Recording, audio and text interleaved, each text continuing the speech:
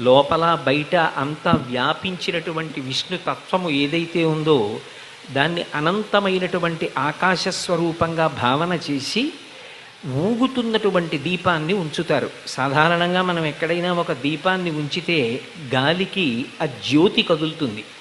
కానీ ఆకాశ దీపం దగ్గరికి వచ్చేటప్పటికి మాత్రం మనం స్తంభానికి అమర్చి పైకెత్తినటువంటి దీపం ఏదైతే ఉంటుందో అది తులాయాం దొలయా సహా.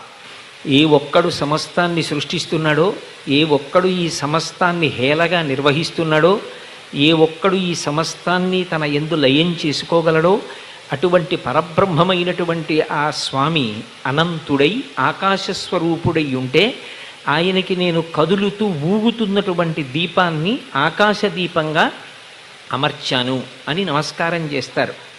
లోపల బయట అంతా వ్యాపించినటువంటి విష్ణు తత్వము ఏదైతే ఉందో